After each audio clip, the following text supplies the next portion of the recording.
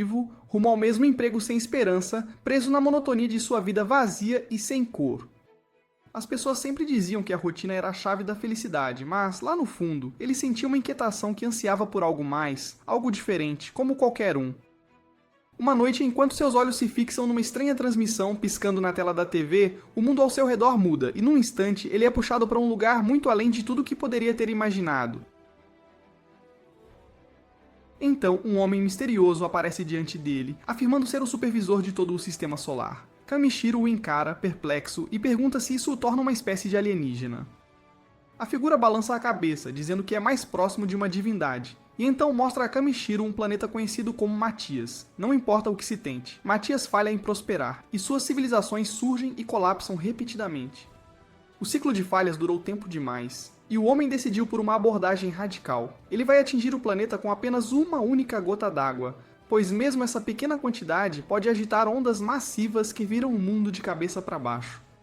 E para o choque de Kamishiro, ele foi escolhido para se tornar essa gota d'água. Kamishiro fica sobrecarregado com o peso desse dever, mas a divindade calmamente explica que ele já não está mais vivo, de qualquer forma. Se ele recusar, sua alma simplesmente desaparecerá no nada, mas para adoçar a escolha, a divindade lhe oferece habilidades e quaisquer poderes que ele desejar. Ele começa concedendo magia e um suprimento infinito de mana a Kamishiro, mas então para e pergunta o que mais Kamishiro quer para si. Imediatamente, o medo de Kamishiro se transforma em excitação. Sorrindo, ele declara que quer um harém fofo para acompanhá-lo nesta jornada. Para sua alegria, a divindade lhe garante que ele os encontrará eventualmente, e então continua a adicionar mais vantagens. Ele aprimora as habilidades de busca de Kamishiro, permite que ele ganhe dinheiro vendendo materiais coletados e lhe dá uma bolsa especial que pode guardar tudo o que ele reúne. Também lhe concede compreensão universal de idiomas, junto com resistências para fortalecer sua defesa.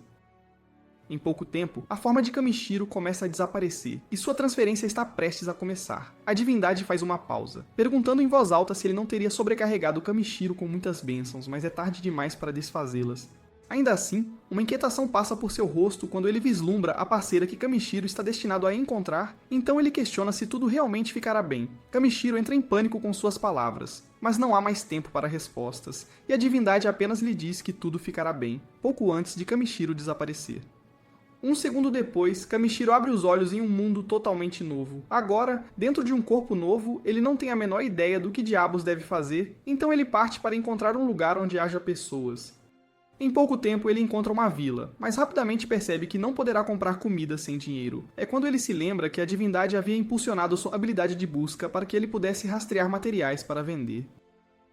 Kamishiro tenta ativar a magia de busca, mas nada acontece, deixando-o desapontado. Após um segundo pensamento, ele percebe que estava pronunciando errado, pois no momento em que ele diz corretamente, símbolos brilhantes aparecem ao seu redor, essas marcações destacam onde os materiais estão localizados, e quando ele diz a palavra scan, informações mais detalhadas surgem. Emocionado com a utilidade da habilidade, Kamishiro se sente sortudo quando o primeiro item que ele pega acaba sendo classificado como B. Ele então passa mais tempo coletando tudo o que aparece sob a habilidade, mas a maioria acaba sendo lixo. Quase todos são marcados como Rank E, embora uma estranha rocha brilhante chame sua atenção. Parece valioso por ser tão polido e brilhante, apenas para se revelar como cocô de formiga. Ele fica perplexo por ser classificado como C, mas ainda satisfeito, pois aprende que as coisas que pode vender são classificadas por diferentes marcas, e sua habilidade de busca as aponta facilmente. Com sua bolsa agora cheia, Kamishiro corre para a vila, ansioso para ver quanto dinheiro pode fazer. No portão, o guarda o confunde com um cavaleiro por sua altura ridícula, mas Kamishiro rapidamente explica que é apenas um coletor de materiais. O guarda, que se apresenta como Marlow, diz que esse tipo de trabalho é raro, e embora a vila não tenha uma loja especializada em materiais, eles têm uma loja de conveniência, então nosso rapaz segue direto para lá. E quando ele mostra o cocô ao lojista, os olhos do homem praticamente brilham. Ele o identifica como excremento de tamanduá martelo e fica absurdamente impressionado com sua forma perfeita e cor rica. Elogiando Kamishiro por encontrar um espécime tão fino, ele lhe oferece 5 moedas de ouro por ele. Kamishiro não tem ideia do valor, então o lojista explica. Uma única noite na estalagem custa 500 raves e 1 moeda de ouro equivale a 1000 raves. Kamishiro rapidamente calcula em sua cabeça e percebe que o homem está prestes a pagar-lhe o equivalente a 50.000 ienes por um cocô literal. Quando Kamishiro aceita, o lojista fica excessivamente animado e até esfrega a maldita coisa na bochecha como se fosse um tesouro, fazendo Kamishiro ficar ali incrédulo de que alguém esteja valorizando um cocô de formiga. Kamishiro então expõe o resto de sua coleta, e o lojista fica incrédulo que Kamishiro tenha conseguido reunir tudo sozinho. Ele questiona por que alguém traria um saque tão valioso para uma loja de interior, mas Kamishiro casualmente responde que ele apenas gosta de vagar por aí enquanto coleta o que pode encontrar. Impressionado com seu talento, o homem decide pedir um favor. Ele explica que há uma jazida de mitril escondida nas montanhas próximas, e ele quer que Kamishiro a recupere. Kamishiro vive para a aventura, então ele concorda. O homem então conta 360 mil raves pelo lote. Fazer as contas quase nocauteia Kamishiro, porque isso é cerca de 3.600 mil Dixresu ienes. Mas antes de deixá-lo ir, o mercador o avisa que há monstros nas montanhas, mas ele está confiante de que Kamishiro pode se virar. Mas antes de ir para lá, Kamishiro passa a noite numa estalagem onde uma jovem lhe traz uma simples tigela de água. O custo é de 30 raves, e Kamishiro fica perplexo quando ela explica que é para ele se lavar. Naturalmente, ele preferiria um banho, mas quase surta quando ela lhe diz que não há banhos ali. Feiticeiros às vezes oferecem feitiços de limpeza, mas a cidade não tem nenhum. Ouvir a palavra magia acende uma ideia na cabeça de Kamishiro, então ele paga pela água e manda a garota embora. Uma vez sozinho, ele experimenta alguns cânticos e no momento em que diz limpar, o feitiço é ativado. E num instante, ele se sente mais fresco do que jamais esteve em toda a sua vida. Foi então que ele percebeu que podia lançar praticamente qualquer feitiço, desde que descobrisse a palavra certa para ele. No caminho para a montanha, Kamishiro começa a se acostumar com suas novas habilidades, e ele se assusta quando de repente vê um símbolo de pá aparecer pela primeira vez. Animado, ele vai verificar, apenas para ficar horrorizado quando leva um esqueleto. Sua habilidade até revela o nome da pessoa, sua classificação e detalhes de seu passado. E o que mais se destaca é um amuleto de família deitado ao lado dos restos. Sua magia mostra que foi feito à mão pela mãe do homem. E quando Kamishiro lê a carta escondida dentro, seu peito aperta. É uma nota sincera da irmã do homem, implorando para que ele não se sobrecarregasse, sentindo que não podia simplesmente ir embora. Kamishiro cuidadosamente enterra o esqueleto antes de seguir para outra área. Lá, ele cria uma barreira protetora, joga várias ervas que colheu antes numa tigela, adiciona temperos e finaliza com um pouco de carne. Quando ele toma um gole do ensopado, Kamishiro fica impressionado com o quão bom ele é. Rindo para si mesmo, ele declara que ser jogado em outro mundo pode ser a melhor coisa que já lhe aconteceu. Logo, Kamishiro chega à Floresta dos Dragões Antigos, uma região mortal repleta de criaturas perigosas. Kamishiro então lança um feitiço de luz para iluminar os símbolos ao seu redor. Mas ele nota que não há aura em lugar nenhum. Ele nem sequer avista um único animal, e se pergunta se talvez seja porque ele cheira tão mal. Kamishiro apenas aceita, já que isso significa que nada o atacará, e ele exala aliviado quando a borda da floresta aparece à vista. Infelizmente, também acontece de ser o fim do chão sob ele, e Kamishiro despenca direto de um penhasco. Ele franticamente solta todas as palavras mágicas que consegue pensar, mas nenhuma delas funciona. Flutuar. Não faz nada. Levitar é inútil, mas quando ele finalmente grita voar, o feitiço é ativado. Kamishiro aterrissa em segurança abaixo e comemora ao ver símbolos de remo brilhando ao redor. Ele imediatamente começa a coletar o que pode, mas ainda não encontra nenhum minério de mitril. Eventualmente, ele avista uma marca fraca no fundo da parede da montanha. Então, Kamishiro diz, chama, e arremessa uma bola de fogo para abri-la. Funciona perfeitamente, revelando mitril, finalmente, embora não em grandes quantidades. A caverna então começa a tremer, ameaçando desabar. Mas Kamishiro teimosamente avança mais fundo. Ele finalmente descobre uma câmara com água tão pura que o deixa atordoado, e o scan a revela como rank duplo S, tornando-a o recurso mais precioso que ele já viu. E a descrição diz que a água contém a essência mágica de um dragão antigo, o que significa que um dragão deve estar vivendo ali. Kamishiro decide não entrar em pânico e começa a se preparar para coletar o máximo possível. Mas antes de despejar a água comum de seu recipiente, ele decide testar se a água do dragão é sequer potável, então ele pega um punhado. Nesse momento, um dragão enorme irrompe da piscina, furioso porque Kamishiro não reconheceu sua presença. Kamishiro congela em choque, enquanto o dragão fica igualmente chocado por Kamishiro ter conseguido suportar sua aura opressora. Em pânico, Kamishiro rapidamente se ajoelha no chão e pede desculpas por invadir a casa do dragão, e a fera respeita sua coragem. Kamishiro se apresenta, afirmando claramente que é humano, mas o dragão tem dificuldade em acreditar. Ele explica que a mana irradiando de Kamishiro era tão avassaladora que o despertou de seu sono profundo. Kamishiro não entende o que ele está dizendo, mas o dragão esclarece que a quantidade de mana que jorra dele poderia realmente igualar a sua própria ou até excedê-la. O dragão antigo se autodenomina Voldius e afirma ter um favor a lhe pedir. Voldius reconhece o poder puro e bruto em Kamishiro, e isso o faz acreditar que Kamishiro pode ser capaz de despertar seu filho, e naturalmente o dragão não espera que ele faça isso por nada. Então ele promete entregar uma pilha de minério de mitril em troca. Voldius apresenta ao nosso rapaz o ovo que se recusa a chocar, mas Kamishiro não tem ideia do que diabos ele deve fazer. Então Voldius lhe diz para canalizar sua mana para ele, da mesma forma que ele produziu sua luz. Kamishiro então pronuncia a palavra aquecer para esquentá-lo, mas entra em pânico quando uma força massiva irrompe ao seu redor. Algo está obviamente errado, mas Voldius explode em gargalhadas. O corpo de Kamishiro começa a ser arrastado para dentro do ovo, e ele pensa em como acabou de chegar a este mundo, e esperava ver mais dele antes de morrer. Momentos depois, Kamishiro acaba em um lugar estranho, e uma voz o chama de imprudente. Kamishiro se pergunta se este é o deus de antes, mas percebe que é outra pessoa. Este homem diz que tem mexido com este planeta por dezenas de milhares de anos, mas Kamishiro levou apenas um dia para causar uma enorme perturbação, e ele não está feliz com isso.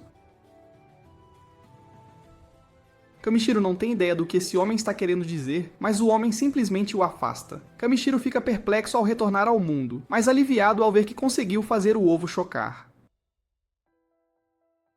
Voldius pede a Kamishiro para nomear o recém-nascido, mas Kamishiro não tem certeza se deveria. Voldius diz que está tudo bem porque a criança já tem seu verdadeiro nome, e ele só quer que Kamishiro lhe dê seu nome do dia a dia.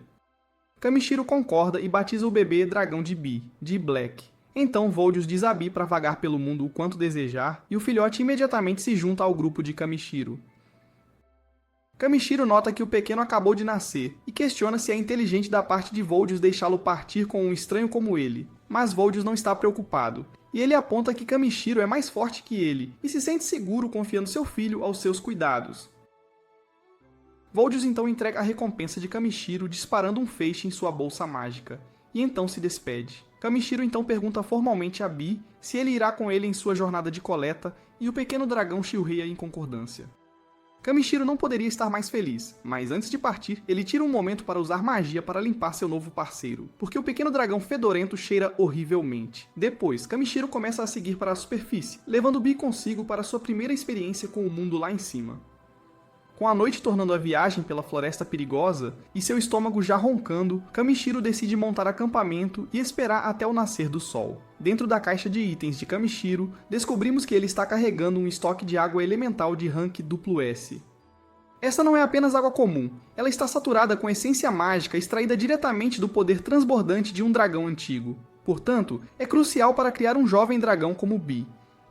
Na verdade, o estoque de Kamishiro está diretamente ligado ao lago subterrâneo, graças a Voldius. Então ele diz a Bi para beber o quanto quiser, pois eles têm um suprimento ilimitado, e Kamishiro quer que o pequeno cresça forte e saudável.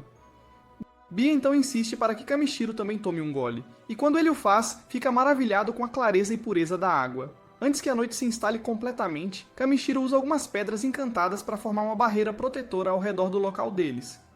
De acordo com um livro que ele pegou na loja de Jerome, essas pedras são muito valiosas, mas graças às bênçãos divinas que recebeu, Kamishiro pode produzi-las sem muito trabalho.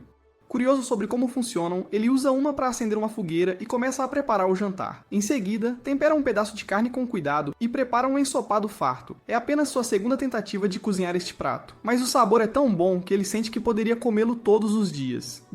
Bi não consegue parar de olhar para a panela borbulhante, claramente hipnotizado pelo aroma. Então Kamishiro serve uma porção e o avisa para esperar porque ainda está quente. Mas o filhote impaciente mergulha direto e acaba queimando a língua. Agindo como um guardião adequado, Kamishiro o esfria primeiro, e desta vez Bi consegue saborear cada mordida. De barriga cheia, Bi relaxa pacificamente, e Kamishiro se sente aliviado ao saber que ele também pode comer alimentos sólidos, porque isso significa que ele não sobreviverá apenas com água, e Kamishiro pode começar a experimentar novas receitas para eles desfrutarem juntos. Kamishiro então se pergunta se Bi sente falta do pai, mas Bi responde abraçando-o gentilmente. Kamishiro entende a mensagem de que não importa onde estejam. Enquanto estiverem juntos, o carinho do pequeno dragão é suficiente para derreter qualquer um. E Kamishiro acha difícil acreditar que algo tão pequeno seja classificado como uma ameaça de rank B. E isso sem mencionar as habilidades e estatísticas selvagens de Bee. Ainda assim, Kamishiro não está muito focado nisso, porque o que importa é que Bee ainda é uma criança, e crianças precisam de direção e cuidado. Entrando em modo pai completo, Kamishiro gentilmente lembra a Bee que, mesmo que ele seja mais forte, isso não lhe dá passe livre para agir imprudentemente. Ele também menciona que Voldius ficaria definitivamente chateado se algo acontecesse com ele, mas Bee já está dormindo profundamente. No dia seguinte, Kamishiro sobe de volta ao penhasco de onde havia caído e chega à mesma floresta de antes. Desta vez, porém, o lugar parece muito menos assustador do que na noite anterior, deixando-o intrigado sobre o que poderia ter mudado enquanto dormiam. Ele dá de ombros, imaginando que deve ser uma daquelas florestas estranhas e encantadas, e volta para dentro. Agora parece o momento perfeito para uma pequena caça a recursos. Então Kamishiro lembra a si mesmo de procurar materiais de rank C. Ativando sua habilidade de detecção, ele escaneia a área e vê símbolos brilhantes aparecerem acima de vários itens próximos. E ele coleta muitos materiais intrigantes. Nesse momento, Bee de repente corre atrás dele, visivelmente abalado. Kamishiro aciona seu scan novamente, mas desta vez ele ajusta a habilidade para localizar criaturas hostis. Isso expõe pelo menos 7 inimigos nas proximidades, o que é vastamente diferente da última vez que ele esteve na floresta, quando não havia nenhum. Naquela época, Kamishiro imaginou que seu cheiro os mantinha afastados, então agora ele presume que o cheiro deve ter desaparecido. Mas de qualquer forma, eles estão em perigo, e Kamishiro decide que eliminar monstros não será uma coisa ruim. Será um bom treinamento, e sempre há a chance de eles deixarem cair algo útil. Nesse momento, as coisas escalam quando um enorme falcão rocha surge por trás. Ele é listado como uma besta de rank C, mas Kamishiro não se sente nem um pouco intimidado e na verdade parece bastante adorável em comparação com o pesadelo que era Voldius. Sua habilidade mostra uma leitura sobre o pássaro, e aparentemente sua carne é incrivelmente gorda e doce. Isso imediatamente chama sua atenção porque aos olhos de Kamishiro, a criatura acabou de se transformar em um ingrediente gigante ambulante, sem perder tempo. Kamishiro ergue uma barreira protetora ao redor de si e de Bee, então conjura uma barragem de lanças de gelo. Embora não goste de tirar vidas, ele diz a si mesmo que se for para a sobrevivência, não tem escolha. Com essa resolução, ele dispara os projéteis, perfurando o pássaro com precisão, e celebra a carne fresca e de alta qualidade garantida. Bee avisa nervosamente que o resto dos monstros apareceram, mas Kamishiro os vê apenas como ingredientes bônus. Antes que as feras possam atacar, ele canta rápido, para aumentar sua velocidade e redução para aliviar seu corpo. Lançando-se no ar para evitar o primeiro ataque, Kamishiro reveste ambos os braços e pernas com um feitiço de endurecimento e se joga sobre um dos monstros. Seus socos carregam muito mais força do que ele esperava após serem reforçados, e seus chutes também são bastante eficazes. Enquanto esmaga outro lobo, Kamishiro fica satisfeito com sua nova estrutura alta, porque os chutes são muito mais eficazes com sua perna extra longa. Depois de derrubar o resto da matilha, ele faz uma pausa para respirar e começa a coletar a montanha de carne premium que acabou de ganhar. Após coletar os materiais, Kamishiro percebe mais monstros começando a se aproximar à distância. Percebendo que avançar em combate constante não é realista, ele para pensar em uma saída. Bee, ouvindo sua preocupação, voa e tenta carregá-los para longe. Mas não é exatamente fácil. Kamishiro sugere tentar uma tática diferente, mas o filhote determinado se recusa a desistir e começa a levantar seu companheiro humano com toda a sua força. Kamishiro fica genuinamente impressionado com o poder de Bee e decide ajudar lançando um feitiço de redução em si mesmo para tornar seu corpo mais leve. O resultado é um pouco eficaz demais, e os dois acabam subindo alto no céu. Enquanto flutuava calmamente para cima, Kamishiro diz a Bee que eles estão ganhando muita altitude. Em resposta, Bee o solta, fazendo Kamishiro gritar enquanto ele cai em queda livre em direção ao chão. Mas felizmente, Bee o pega bem a tempo antes que ele atinja a terra, e Kamishiro fica aliviado por ambos terem saído em segurança. Uma rápida olhada no mapa confirma que eles viajaram um longo caminho, e ele agradece a Bee pelo esforço em tirá-los do perigo. Kamishiro lembra que ele é apenas humano, então talvez da próxima vez o dragão devesse ir com mais calma, mas Bee claramente não entende qual é o problema. Kamishiro ignora e diz que está tudo bem, então acrescenta que dependerá de Bee novamente quando chegar a hora. Encantado com o elogio, Bee aperta Kamishiro num abraço tão forte que quase o esmaga. Enquanto continuam a andar, Kamishiro comenta que a aldeia ainda está a vários dias de distância. Bee, no entanto, parece muito mais interessado num galho que Kamishiro tem na mão. É apenas um ramo que ele pegou antes, mas quando Kamishiro o escaneia com sua habilidade, revela-se ser de Yggdrasil, a mítica árvore da lenda e classificada como grau duplo S.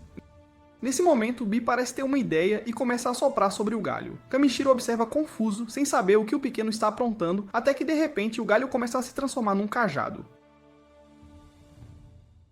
Aparentemente, o sopro de Bi é saturado de mana, e ao envolver o galho com ele, ativou seu potencial oculto. Agora Kamishiro está segurando um cajado totalmente formado, e ele disse a todos que é apenas um discreto coletor de materiais. Então, a ideia de ser visto carregando algo assim o deixa desconfortável. Parece incrível, mas Kamishiro não está exatamente tentando parecer um conjurador chamativo. De repente, um rosnado distante ecoa pelas árvores, levando Kamishiro a avisar Bi para ficar perto. O som é intenso, então o que quer que esteja lá fora não parece amigável. Mas em vez de recuar, Bi avança rapidamente e Kamishiro não tem escolha a não ser persegui-lo. Bi gesticula para algo à frente e Kamishiro fica surpreso ao descobrir uma elfa ferida deitada no chão. À primeira vista, parece que ela pode ter sido atacada por alguma criatura, mas a garota rapidamente esclarece que não é o caso. Seu estômago solta um ronco que faz a terra tremer, e Kamishiro percebe que esta é a terrível besta com a qual ele estava preocupado. Ela explica que não comeu nada em 3 dias, embora o que ela realmente precise seja água. Kamishiro entrega o último de seu suprimento de água potável limpa, e a elfa agradecida diz que ele acabou de salvar a vida dela. Sua fome não vai embora, no entanto, e Kamishiro de repente se lembra da refeição embalada que o estalajadeiro preparou para ele. Quando ele oferece, a elfa aceita sem hesitação, e Kamishiro nota silenciosamente que ela não é nada parecida com as elfas graciosas e elegantes que ele leu nos livros. Um momento depois, ele fica preocupado quando ela de repente para de comer, mas acontece que ela está apenas impressionada com o quão boa a comida é. Ela parece estar vendo estrelas, sussurrando que alcançou o céu, embora Kamishiro casualmente mencione que é provavelmente apenas porque ela estava morrendo de fome. Com um estilo exagerado, ela afirma que foi trazida de volta à vida apenas pelo sabor. Ainda assim, Kamishiro sente que algo está um pouco estranho. Eles não estão tão longe da cidade, e certamente não longe o suficiente para ficar completamente sem suprimentos. Ela tenta se explicar, dizendo que saiu com pressa, mas essa desculpa também não parece certa porque a maioria dos viajantes leva comida por precaução. A elfa fica irritada com o interrogatório, mas antes que ela possa inventar outra desculpa, ele é atingido por um cheiro horrível que desvia completamente a conversa. Ele sempre imaginou que os elfos cheirariam a flores desabrochando e hortelã fresca, não a esterco de gado. Profundamente ofendida, a garota retruca, dizendo que não é culpa dela porque ela tem passado por dificuldades ao ar livre por dias. Ainda frustrada com o insulto, ela agradece a Kamishiro pela ajuda, então sai furiosa antes que ele possa dizer mais alguma coisa. Assim que ela se vai, Kamishiro volta a coletar materiais, e quando finalmente chegam à beira da floresta, assim que saem, os dois ficam emocionados ao ver uma carruagem passando se aproximando bem a tempo. Kamishiro olha com admiração enquanto a carruagem aparece, não puxada por um cavalo, mas por um unicórnio. Embora majestosos, os unicórnios são surpreendentemente comuns neste mundo e considerados apenas uma criatura de rank E. O cocheiro avista o cajado de Kamishiro e pergunta se ele é algum tipo de mago, mas Kamishiro rapidamente esclarece, dizendo que não é nada mais do que um coletor e comerciante de materiais. O homem fica ainda mais impressionado com isso, notando que alguém que se especializa em coleta é um achado raro. Kamishiro não esperava esse tipo de resposta e admite silenciosamente para si mesmo que não se chamaria exatamente de especialista. O cocheiro gentilmente oferece uma carona de volta à aldeia, mas Kamishiro hesita, apontando que ele é um cara alto e pode não caber confortavelmente. Felizmente, há bastante espaço dentro e a família acaba sendo muito calorosa e acolhedora. Desde que chegou a este mundo, Kamishiro notou que as crianças parecem atraídas por ele. Agora que ele é praticamente um pai, ele não se importa nem um pouco. Ele só espera não estar sendo um fardo. Mas o homem o tranquiliza, dizendo que a aldeia vive por um código simples, ajudar os necessitados. É um valor que toda a família compartilha. E Kamishiro admira silenciosamente a coragem que as crianças devem ter para viajar com seus pais em um território tão arriscado. As crianças são incrivelmente sociáveis, então Kamishiro gentilmente as lembra de não confiar nas pessoas muito rapidamente. Ele brinca que poderia ter sido um ladrão, por tudo o que sabiam, mas o menino sorri e diz que nunca teve dúvidas. A família deles carrega um pequeno sino que toca sempre que alguém perigoso está por perto. É uma ferramenta inteligente e Kamishiro se pergunta se ele poderia criar algo semelhante. Depois de trocarem nomes, eles começam a ouvir um chilrear fraco vindo de dentro do casaco de Kamishiro. As crianças ficam animadas, ansiosas para conhecer qualquer tipo de criatura que ele esteja escondendo, mas Kamishiro as avisa que não é um animal de estimação comum. Elisa curiosamente comenta que monstros não são nada incomum, e aventureiros frequentemente viajam com eles, então não há necessidade de ser tão secreto. Kamishiro fica aliviado ao saber que companheiros monstros são comuns aqui e ele finalmente dá permissão a Bee para sair. Com um aviso adicional para não morder ninguém, Bee aparece com um sorriso alegre e os pais ficam visivelmente assustados ao ver um dragão de verdade. Vendo a reação deles, Kamishiro decide silenciosamente que provavelmente é melhor não mencionar que Bee é a prole de um antigo. A família imediatamente assume que Kamishiro deve ser um cavaleiro dragão, dado o fato de que ele está viajando com um dragão de verdade, mas ele casualmente explica que apenas tropeçou em um ovo de dragão um dia. Essa revelação os choca ainda mais, já que fazer um dragão chocar não é uma tarefa fácil. Na verdade, para um humano conseguir isso é praticamente inédito. Enquanto Bee puxa Kamishiro de forma brincalhona, ele começa a perceber o quão incomum este pequeno dragão realmente é. Eles apontam que eles raramente encontram cavaleiros dragão, e ver um dragão de verdade em carne e osso é ainda mais raro. Kamishiro, que só viu cavaleiros dragão em RPGs, tem certeza de que não conseguirá parar de olhar se algum dia encontrar um na vida real.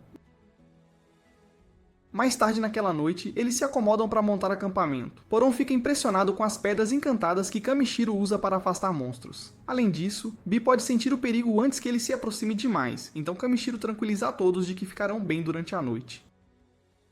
Quando Elisa anuncia que é hora de comer, Kamishiro se oferece para cozinhar para o grupo. Ela lhe dá o sinal verde, e as crianças observam maravilhadas, enquanto Kamishiro começa a tirar uma montanha de ingredientes. Eles sussurram entre si, perguntando se ele é realmente um mago, mas Kamishiro ri, e lhes diz que é apenas uma bolsa de itens especial que pode carregar muito mais do que parece. Ele termina de preparar sua sopa de carne favorita, mas desta vez ele adiciona um acompanhamento, uma salada de cogumelos e vegetais. A apresentação é de dar água na boca, e a família se joga ansiosamente porque nenhum deles consegue se lembrar da última vez que teve uma refeição tão saborosa. Mas assim que todos estão se divertindo, algo parece estranho com Poron. Por um momento todos entram em pânico pensando que algo está errado, mas acontece que o sabor o emocionou às lágrimas. Depois de tantos dias comendo apenas carne seca, ver seus filhos comendo comida de verdade novamente o oprime. Poron não consegue conter as lágrimas, e Kamishiro ri de como ele está sendo dramático. Poron declara em voz alta que Kamishiro deve ser um mago, e o coroa o Mago do Sabor. O nome arranca uma grande risada de todos, e o clima alegre se estende pela noite enquanto alguém tira um instrumento para tocar uma melodia leve. A família inteira se junta, e a noite é preenchida com música e alegria. O calor da noite faz Kamishiro refletir. Ele percebe quantas coisas ele perdeu, sentar para comer com os outros, rir juntos e aproveitar o momento. É um sentimento completamente diferente de comer sozinho e em silêncio. Pela primeira vez desde que chegou a este mundo, Kamishiro sente uma risada genuína escapar de seu peito. Ao cair da noite e todos começarem a dormir, Kamishiro dá boa noite a Bee e olha pacificamente para as estrelas acima. Na manhã seguinte, Takeru acorda cedo e passa algum tempo polindo suas tesouras enquanto espera pela partida. Poron então menciona que eles sairão logo após o café da manhã, mas Takeru tem um pequeno favor a pedir. Ele admite que nunca dirigiu uma carruagem antes e se pergunta se poderia tentar apenas uma vez. Poron não se importa nem um pouco e lhe passa as rédeas sem pensar duas vezes. Não muito depois, eles chegam à aldeia, Takeru salta da carruagem e Poron o agradece por compartilhar suas refeições. Mas Takeru insiste que ele é quem deveria ser grato, afinal, ele não teve que caminhar todo o caminho de volta sozinho. Com isso, Poron e seu grupo partem, e enquanto desaparecem na distância, Mallow os observa ir e comenta silenciosamente que a primavera deve finalmente ter chegado. Takeru levanta uma sobrancelha com o comentário e pergunta o que ele quer dizer. Então Mallow explica que Poron é um tecelão de profissão. Todos os anos ele viaja para o sul, para terras mais quentes, a trabalho, e a viagem é sempre difícil para sua família. Como ele não pode caçar durante essas viagens, eles mal sobrevivem com restos, o que explica por que ele ficou tão emocionado ao experimentar a culinária de Takeru. Percebendo o que Poron passa, Takeru começa a se sentir sortudo porque sua capacidade de coletar ingredientes e materiais tornou as coisas muito mais fáceis para ele. Mais tarde naquele dia, Takeru visita a loja de Jerome para entregar os materiais que lhe haviam sido incumbidos de coletar. Como um pequeno experimento, ele discretamente desliza um pedaço de minério de mitril infundido com magia, do tipo que ele pegou no covil do dragão, no lote de mitril comum, apenas para ver como Jerome reage. O lojista leva seu tempo inspecionando cuidadosamente cada peça. Eventualmente ele para e aponta para a peça diferente, declarando que deve ser um raro mitril infundido com magia.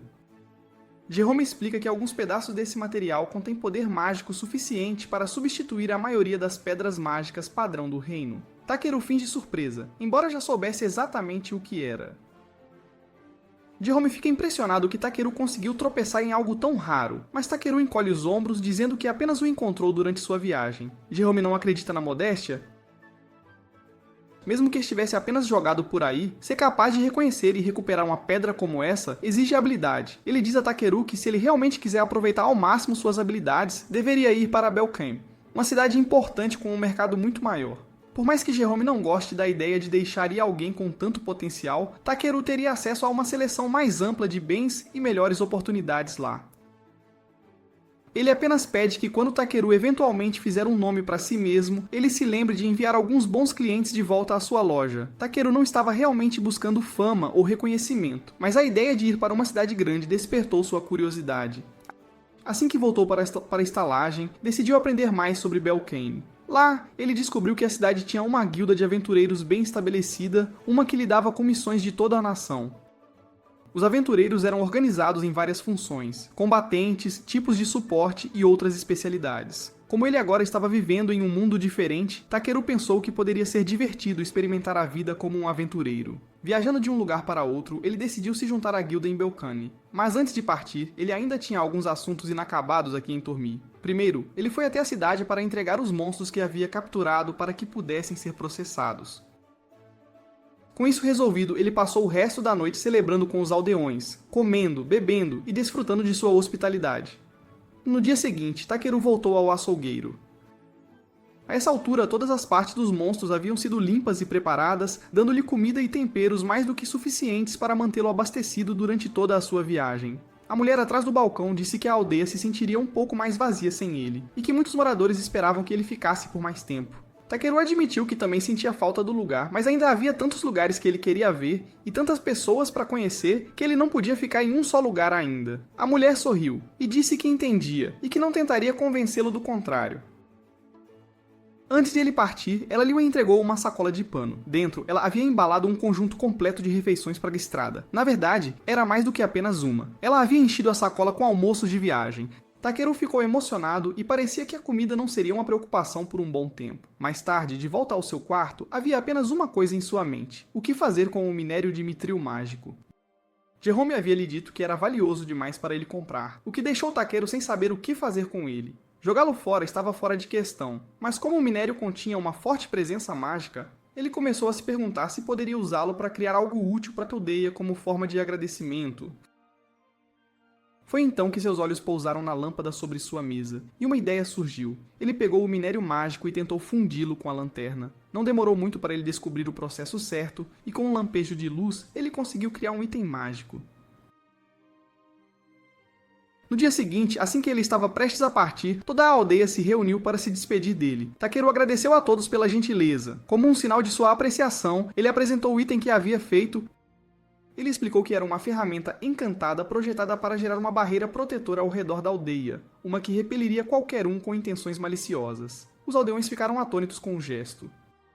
Embora eles apreciassem profundamente, alguns deles hesitaram, perguntando se era realmente certo aceitar algo tão raro e inestimável. Takeru tranquiliza a todos que está perfeitamente bem, porque ele considera o mínimo que pode fazer para retribuir a gentileza deles, e também, ele quer ter certeza de que a aldeia ainda estará segura e intacta se ele decidir voltar para uma visita. Jerome, no entanto, não consegue deixar de se perguntar que tipo de fonte de energia está por trás do dispositivo. Curioso, ele o abre para uma inspeção mais próxima, e de fato, dentro está o minério de mitril infundido com magia. Valendo uma fortuna, ele está prestes a objetar e dizer que eles não podem aceitar um presente tão valioso. Mas quando ele se vira, Takeru já escapou pelo portão e desapareceu pela estrada.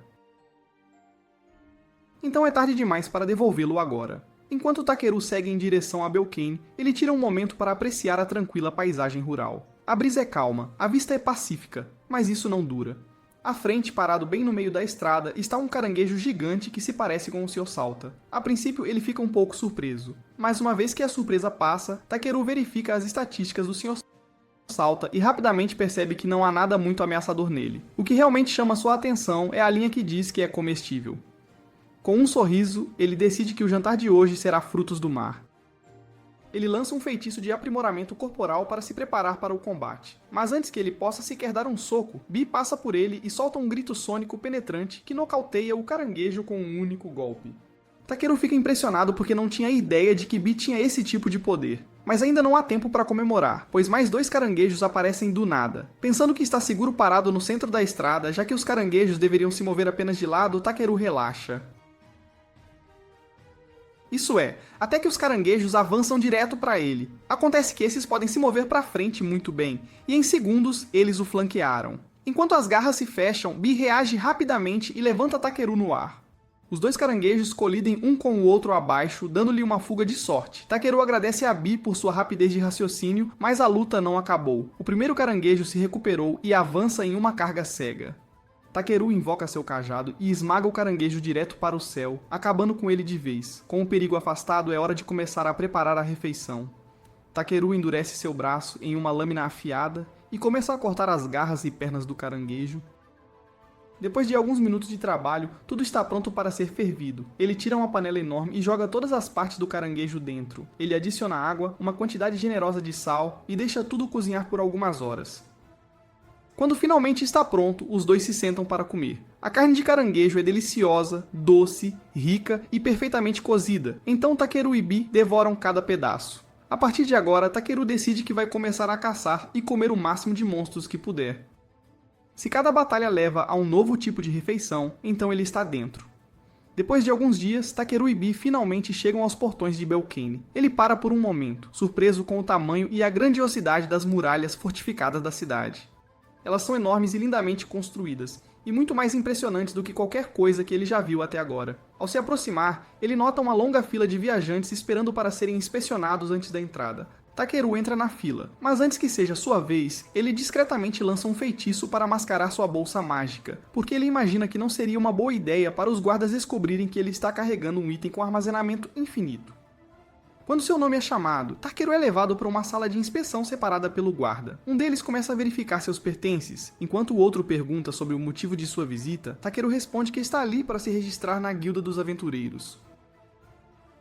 O guarda acena com a cabeça, dizendo que faz sentido, porque Belcane é o lar da maior guilda de todo o continente. Ele não acha que Takeru pareça suspeito, mas protocolo é protocolo.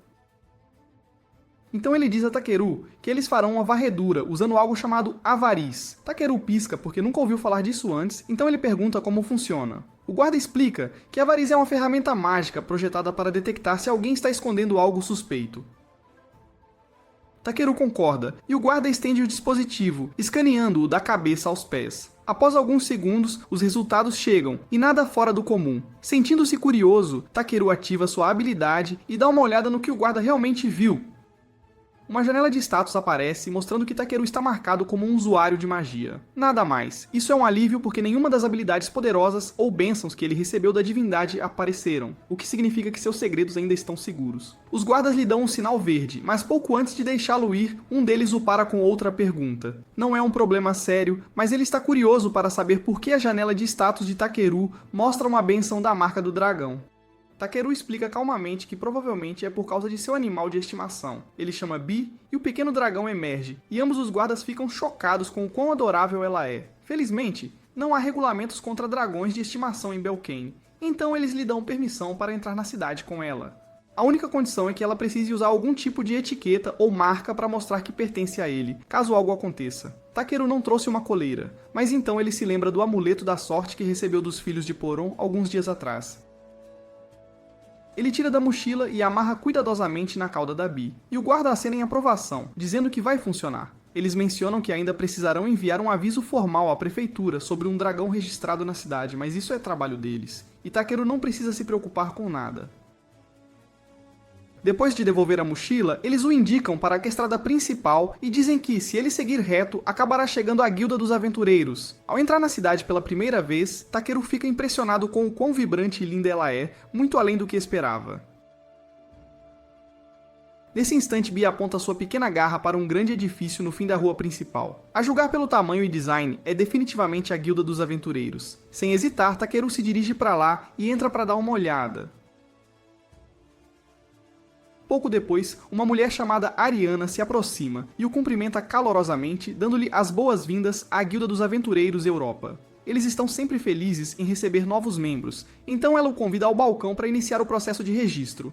Ela lhe entrega um formulário e pede para ele escrever seu nome e ocupação atual. Parece simples, mas por um momento Takeru para e percebe algo estranho. Ele ainda não entende como consegue ler e falar a língua deste mundo com tanta fluência. Depois de preencher tudo, Ariana pergunta se ele tem alguma experiência em combate. Takeru casualmente menciona que derrubou um grifo, enfrentou um bando de lobos e até lidou com alguns caranguejos gigantes. Tudo parece um pouco conveniente demais, e Ariana se pergunta baixinho se ele está exagerando, então ela pergunta se ele tem alguma prova. Takeru diz que sim, mas a avisa que é algo bem grande. Ariana, pensando que não é nada sério, diz para ele prosseguir. Para seu horror absoluto, Takeru tira um caranguejo enorme do seu inventário e o larga bem em cima da mesa dela. O peso puro do animal estilhaça a madeira em pedaços. Ele percebe na hora que talvez tenha exagerado um pouco, mas em sua defesa ele a avisou. Todos os outros aventureiros rapidamente se reúnem para ver o que está acontecendo. O mestre da guilda chega, perguntando qual é a confusão. Então Takeru responde sem emoção que só queria mostrar a Ariana o seu caranguejo. O mestre da guilda, olhando para a mesa destruída e o crustáceo gigante, diz que pode ver isso, mas está mais curioso sobre como Takeru o tirou tão casualmente e ele suspeita de uma caixa de itens. Ele pergunta onde Takeru conseguiu, e Takeru explica que foi um presente. O mestre da guilda ativa sua própria habilidade para confirmar. É semelhante ao escaneamento de Takeru, mas em vez de uma janela de status, ele pode ler a aura de uma pessoa e julgar suas intenções.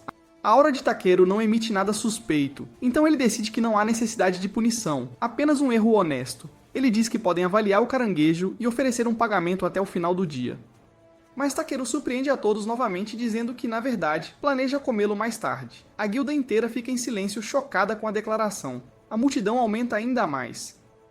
Então Ariana se apressa para finalizar as coisas e sugere que se mudem para a próxima sala. Uma vez sentados em outra mesa, Ariana lhe diz que o caranguejo definitivamente provou sua força, sem dúvida alguma. Ela então termina de processar a papelada e lhe entrega sua braçadeira oficial da guilda. Ela admite que alguém do seu calibre provavelmente deveria começar em um rank muito mais alto, mas as regras da guilda são rígidas, e todo novato começa no rank F. Dito isso, com habilidades como as dele, ela espera que ele suba de rank rapidamente. Na manhã seguinte, Takeru localizou os parentes de Belúria, o jovem que ele havia encontrado sem vida na floresta, para informá-los de seu falecimento e devolver alguns de seus pertences pessoais. A família de Belúria está devastada, especialmente porque eles haviam implorado para que ele não seguisse a vida de aventureiro, mas ele permaneceu resoluto em sua decisão, acreditando que era a única forma de ganhar o suficiente para pagar o tratamento médico de seu pai.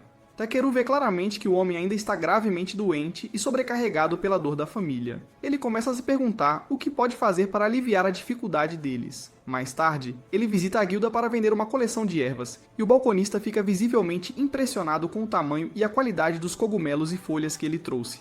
Nesse momento, Ariana aparece procurando por Takeru, e parece que ele ganhou uma forte reputação na cidade ultimamente, já que várias novas ofertas de trabalho o solicitaram especificamente pelo nome. Takeru fica feliz em saber que as pessoas o têm em tão alta estima, mas com tempo limitado, ele explica a ela que aceitará apenas algumas tarefas por enquanto. Em seguida, Takeru vai ao balneário para um longo e relaxante banho, e pouco depois Clay chega e ocupa o lugar bem ao lado dele. Takeru é pego de surpresa pela sua aparição, já que Clay geralmente não aparece por volta dessa hora. Mas ele menciona que Rain está a caminho, então ele queria tomar banho mais cedo. Enquanto estão lá, Clay levanta uma questão e pergunta se Takeru sabe usar magia de cura. Já que tem havido boatos de que ele tratou um homem doente na favela gratuitamente há pouco tempo, Takeru confirma que é verdade, e Clay fica genuinamente chocado ao ouvir isso, considerando que a maioria dos curandeiros pede um pagamento vultoso. Enquanto Takeru reflete sobre isso, ele começa a se perguntar se os curandeiros que cobram poderiam guardar rancor dele por atrapalhar seus negócios. Mas o fato de essa ser sua única preocupação faz Clay rir. Ele então insiste para Takeru fazer a avaliação oficial de rank para que possa subir de nível, mas Takeru responde que está contente com as coisas como estão e não tem desejo real de subir mais. Clay reconhece que Takeru tem uma natureza tranquila, mas ainda o adverte que manter um perfil tão discreto poderia eventualmente atrair o tipo errado de atenção. Ao se levantar para sair, ele aconselha Takeru a obter uma melhor compreensão de como o mundo funciona. Mais tarde, Takeru retorna à guilda com outro lote de ervas, e o balconista o agradece sinceramente por seu esforço consistente. Embora ele mais uma vez deseje que Takeru busque um rank mais alto, um que seria facilmente alcançável para alguém de sua habilidade, Takeru, no entanto, repete que está contente onde está e não tem planos de subir além do rank F. Nesse instante, um alvoroço repentino irrompe dentro da guilda com a notícia de que uma grande horda de goblins foi avistada perto da cidade. O mestre da guilda imediatamente emite uma diretriz para todos os aventureiros de rank D ou superior se prepararem para o combate. Ele então se vira para a recepcionista e pergunta se há algum aventureiro de rank A disponível para participar da operação, mas, infelizmente, a maioria já partiu em várias missões, deixando apenas um Arancor na cidade, e é Clay. O mestre da guilda solta um suspiro de alívio, sabendo que terão pelo menos o apoio do honorável Rei Dragão, então ele instrui Muesli a ir e notificar Clay da situação imediatamente. Takeru observa tudo isso se desenrolar, e embora ele provavelmente pudesse aniquilar toda a força Goblin sem suar a camisa, ele é apenas um rank F, então tecnicamente não há obrigação para ele se envolver. E honestamente ele não se importa. No entanto, o mestre da guilda não se deixa enganar pela atitude de Takeru, e o chama diretamente, deixando claro que ele vai se juntar à missão, quer queira ou não. Pouco depois, uma vez que todos os aventureiros estão reunidos, o mestre da guilda detalha os pormenores da próxima operação. As linhas de frente devem se formar ao longo das planícies de Stavla ao sudoeste, e de lá, os goblins provavelmente avançarão em direção a Belkane. Para evitar qualquer violação das muralhas da cidade, o plano é interceptar a horda no rio Zaus antes que eles se aproximem. Os aventureiros parecem animados e ansiosos para proteger a cidade, embora Takeru, por sua vez, preferisse estar em qualquer outro lugar. Nesse instante, dois aventureiros próximos notam que Takeru está listado como rank F e questionam por que alguém de tão baixo rank seria permitido participar de uma operação como esta. Nesse momento, o mestre da guilda retorna e admite que também não tem certeza. E ele apenas sabe que sua equipe não para de falar sobre o quão incrível Takeru é, então ele pensou que valeria a pena levá-lo junto. Ele reconhece que não pode oficialmente obrigar um rank F a se juntar a uma operação de combate, e fazer isso traria problemas com o sindicato, mas não há regra contra pedir a um para coletar materiais valiosos de monstros no campo. Com isso, o mestre da guilda se afasta, e Muesli se aproxima para se desculpar com Takeru. Ela está tão confusa quanto ele sobre por que o mestre da guilda arrastaria um rank F para uma batalha, mas ainda assim ela promete fazer o seu melhor para apoiá-lo lá fora. Takeru não tem certeza do que ela quer dizer, então Muesli esclarece que sabe um pouco de magia de cura e estará auxiliando como médica de campo. Takeru entende por que ela seria trazida, mas ao ver o quão animada ela está para se lançar no que poderia facilmente ser um banho de sangue, algo em seu instinto lhe diz que esta missão vai dar errado rapidamente. Pouco depois, Takeru e Muesli chegaram ao posto avançado da retaguarda, e no instante em que chegam lá, ela se assusta com um pássaro e instintivamente se agarra ao braço de Takeru. Ele educadamente pergunta se ela poderia soltar, mas Muesli está muito abalada para afrouxar a mão. Ela continua insistindo que não está nem um pouco assustada, mas Takeru não acredita. Ele aponta que eles estão estacionados em um posto avançado da retaguarda, bem longe do campo de batalha real, então a probabilidade de ela encontrar monstros de verdade é mínima. Ele a tranquiliza, dizendo que não há absolutamente nada de errado em sentir medo. Afinal, até os guerreiros mais corajosos sentem medo às vezes, então o que importa é fazer o seu melhor com a força que você tem. Comovida pelas palavras de Takeru, Muesli se anima, promete dar o seu melhor e corre para uma das tendas próximas. Nesse instante, Clay sai e não consegue evitar rir de como Takeru acabou de fazer um discurso encorajador sobre coragem quando ele mesmo estava fazendo de tudo para evitar o campo de batalha antes. Takeru reconhece a ironia nisso, mas explica que simplesmente prefere não se envolver em problemas a menos que seja absolutamente necessário. E falando em ficar fora de brigas, Takeru fica surpreso ao ver Clay demorando na base da retaguarda porque esperava que ele estivesse na frente com os outros. Clay admite que algumas velhas feridas começaram a incomodar e seu corpo não está aguentando como antes. Takeru pergunta se ele está se referindo às cicatrizes que notou em suas costas no balneário.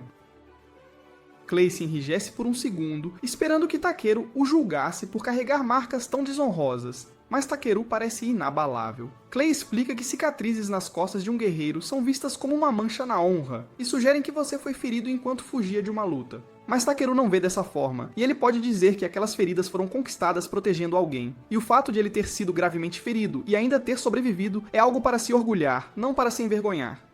Nesse instante, um estrondo profundo ecoa à distância, o som inconfundível de centenas de passos se aproximando. Clay percebe imediatamente que as defesas da linha de frente do mestre da guilda devem ter sido comprometidas e que o inimigo está se aproximando rapidamente, então ele pega uma lança e diz a Takeru que está indo interceptá-los.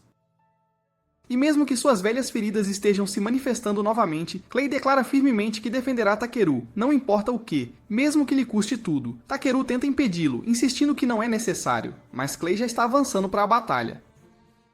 Takeru então olha para a tenda e avista Muesli no meio de curar um aventureiro ferido. Vê-la superar o medo e continuar ajudando os outros, mesmo com a ameaça do inimigo se aproximando, o faz sentir-se culpado por tentar pegar o caminho mais fácil. Naquele exato momento, ele decide fazer tudo ao seu alcance para garantir que todos voltem para casa vivos. Ele lança uma barreira protetora ao redor do posto avançado para proteger Muesli e os outros curandeiros de qualquer dano, e então segue para as linhas de frente para enfrentar os goblins pessoalmente. No campo de batalha, os aventureiros estão fazendo tudo o que podem para conter as forças Goblin, mas a esse ritmo é apenas uma questão de tempo antes que os Goblins rompam e invadam a cidade.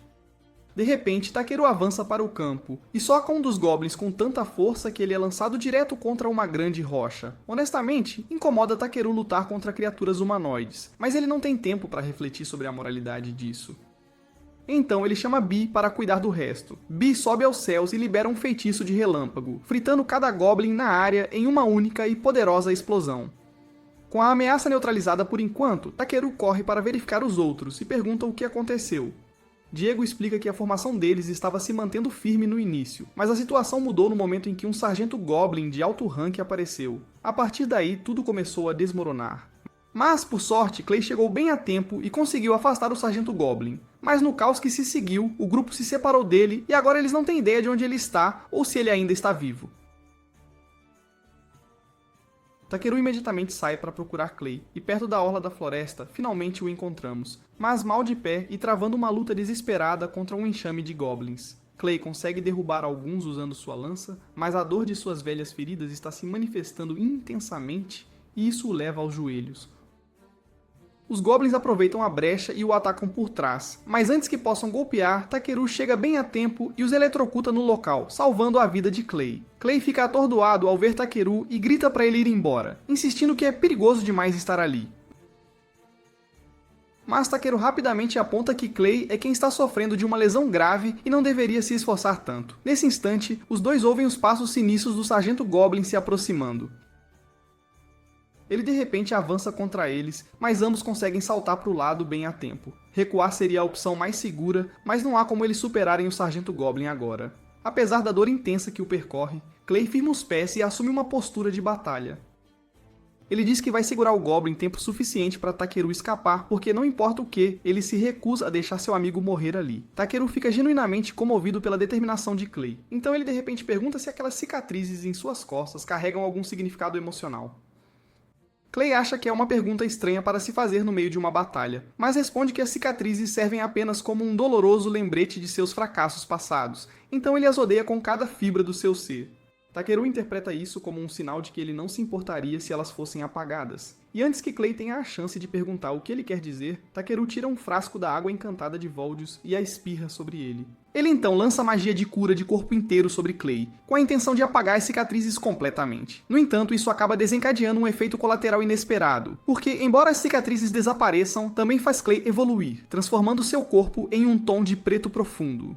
Nenhum dos dois tem ideia do que acabou de acontecer. Clay fica atordoado com a transformação, mas a dor de suas velhas feridas desapareceu, e ele de repente se sente mais forte, muito além do que pensava ser possível. Impulsionado pela adrenalina e curiosidade, ele avança contra os Goblins para testar sua nova força, e em segundos aniquila toda a horda inimiga sem esforço, sem sequer suar a camisa. À noite, Clay visita o quarto de Takeru, e ele voltou à sua aparência usual, mas ainda pode sentir uma energia poderosa fervilhando dentro dele. Ele exige saber o que exatamente Takeru fez com ele mais cedo.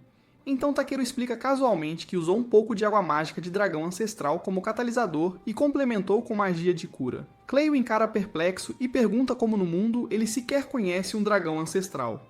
Takeru revela que Valdias é na verdade o pai de Bea, então tecnicamente Bea também é um dragão ancestral. Clay se senta, sobrecarregado pelo que acabou de ouvir. Ele é profundamente grato pelo que Takeru fez por ele, mas está claro que nenhuma pessoa comum poderia realizar algo assim. Então ele olha Takeru diretamente nos olhos e pergunta quem ele realmente é. Takeru hesita por um momento, percebendo que pode ter revelado um pouco demais. Mas, novamente, ninguém nunca lhe disse que ele tinha que manter segredo, e Clay é alguém em quem ele confia, então ele decide ser honesto e diz a Clay que não é deste mundo. Clay congela, sem saber se Takeru está falando sério ou brincando. Takeru o senta e o guia por toda a história, sua reencarnação, sua jornada e tudo mais. Clay acha isso quase absurdo demais para ser verdade. Mas, considerando todas as coisas sobrenaturais que Takeru fez até agora, na verdade começa a fazer um estranho tipo de sentido. Ele promete manter as origens de Takeru em segredo, mas o adverte para ser mais cuidadoso no futuro. Porque modificar casualmente o corpo de alguém não é exatamente algo menor. Na manhã seguinte, Takeru é visto acompanhado por uma jovem chamada Ribel, que se revela ser a responsável por gerenciar a loja. Ele pergunta se ela por acaso tem alguma tesoura de coletor disponível, já que seu par atual ficou muito gasto para ser usado corretamente. Infelizmente, ela o informa que não tem esse tipo de ferramenta em estoque, mas menciona que conhece um ferreiro muito habilidoso que poderia forjar um novo par para ele, embora em troca, alguém precisará coletar um conjunto específico de materiais para ele. Takeru expressa interesse em ouvir os detalhes do trabalho, então Ribble começa a guiá-lo em direção à oficina de seu chefe. Enquanto eles percorrem os corredores, Takeru avista vários ferreiros trabalhando diligentemente na forja. Ele está claramente impressionado com o trabalho deles, e Ribble concorda de todo o coração, admitindo que é por isso que ela sonha em se tornar uma ferreira habilidosa e forjar uma lâmina lendária digna de um herói um dia. Eventualmente, eles chegam à oficina, e Ribble propõe a ideia de Takeru coletar minério de Ildra, o mineral raro necessário para forjar a espada, mas seu chefe a rejeita instantaneamente, dizendo que de jeito nenhum ele deixaria um coletor se aventurar naquelas minas malditas. Ribble insiste, sugerindo que ele deveria pelo menos considerar, e os dois começam a discutir. Enquanto Takeru permanece confuso, nunca tendo sequer ouvido falar de Ildra, o chefe explica que sua recusa se deve ao fato de as minas estarem infestadas de monstros, e há até rumores de demônios à espreita nas profundezas, então ele não pode em sã consciência deixar Takeru correr esse risco. Ribel admite que o número de mineradores diminuiu recentemente, mas o chefe imagina que ela convenientemente omitiu essa parte ao falar com Takeru. Ele lhe diz sem rodeios que qualquer ferreiro disposto a colocar outros em perigo por ambição pessoal não tem o direito de empunhar um martelo. Percebendo seu erro, Ribble se desculpa sinceramente com Takeru e diz para ele simplesmente esquecer, mas apesar do risco, ele ainda parece intrigado e pergunta se o minério de Ildra é realmente o único material capaz de fazer a espada. Ribble confirma que sim, então Takeru se oferece para coletar o minério em troca de um par de tesouras especialmente feito. O chefe se vira para ele e pergunta se ele sequer prestou atenção quando mencionaram a ameaça dos monstros. Mas Takeru responde calmamente que é capaz de lidar com qualquer coisa lá embaixo, então eles não deveriam se preocupar. Para provar, ele tira uma das garras de caranguejo que guardou consigo, uma besta que até aventureiros de rank B hesitariam em enfrentar. E vendo isso, o chefe começa a perceber que Takeru pode realmente estar à altura da tarefa. Takeru parte imediatamente em direção às minas Hyuhai, e durante a viagem, os outros passageiros na carruagem começam a conversar sobre como é estranho que todas as ervas venenosas da região tenham desaparecido da noite para o dia. Takeru fica um pouco inquieto, suspeitando que talvez seja a causa da colheita excessiva, mas ele rapidamente afasta esse pensamento. Pouco tempo depois, a carruagem o deixa, e ele nota que está perto de uma fazenda de cavalos, então decide dar uma olhada rápida por ali. Lá, ele avista a elfa que encontrou antes, e parece que ela está no meio de uma discussão com o dono da fazenda. Ela aparentemente pediu um cavalo branco que pudesse voar pelo céu, mas o fazendeiro agora está mostrando a ela um corvo enorme. O fazendeiro explica que nesta área, a palavra cavalo é usada mais como um termo geral do que literal. Basicamente, qualquer coisa que possa carregar carga se qualifica como um cavalo, seja um cavalo de verdade ou um pássaro gigante, por exemplo. Percebendo que o mal-entendido foi sua culpa por não ser mais específica, a elfa pede desculpas pela confusão. O fazendeiro a assegura que não é um grande problema, mas se o que ela realmente quer é um Pégaso branco, então sua melhor aposta seria procurar no Reino Anão. Sem qualquer hesitação ou preparação, ela imediatamente parte naquela direção. Enquanto isso, Takeru retoma sua jornada, e enquanto caminha pela floresta, ele nota que a área está cheia de valiosos ingredientes vegetais. Ele até encontra um pedaço de grama lunar e leva alguns minutos para coletar. Mas, prestes a sair, ele ouve um rosnado baixo e familiar vindo de perto. Ao investigar, ele encontra a mesma elfa de antes encostada em uma árvore, mais uma vez à beira da inanição. Ele rapidamente lhe dá comida e água, que ela aceita agradecida. Ela então estende a mão para agradecê-lo com um aperto de mão. Mas ela ainda cheira terrivelmente, e Takeru decide que já teve o suficiente do maldito fedor, então ele lança limpar nela para refrescá-la. Ela se apresenta como Verita Brolit, e sinceramente o agradece por ajudá-la agora, e pelo que ele fez antes. Takeru diz que não há necessidade de agradecimentos e se vira para sair. Mas Brolit o impede, dizendo que quer retribuir sua gentileza. Takeru explica que não a ajudou esperando nenhuma recompensa. Ainda assim, Brolit insiste em viajar com ele para ajudar como puder. Embora Takeru tente recusar, ela não aceita a recusa, então ele finalmente a deixa acompanhá-lo. Nas próximas horas, Takeru continua coletando ervas da floresta, e Brolit faz o seu melhor para ajudar. Embora ela acabe coletando um monte de coisas inúteis, como lixo, literalmente. Depois de um tempo, chega a hora de montar acampamento, então Brolit se oferece para coletar lenha. Takeru diz a ela que não há necessidade, pois ele já tem algumas pedras mágicas de fogo que pode usar. Mas Brolit aponta que é importante deixar sinais de uma fogueira real em lugares como este, porque isso ajuda outros viajantes a saber que o local é seguro para descansar. Takeru admite que ela tem razão, então Brolit desaparece na floresta e não muito depois ela retorna carregando um tronco enorme sobre o ombro. Takeru diz a ela que eles não podem queimar algo tão grande como lenha, mas Brolit simplesmente responde que ainda não terminou.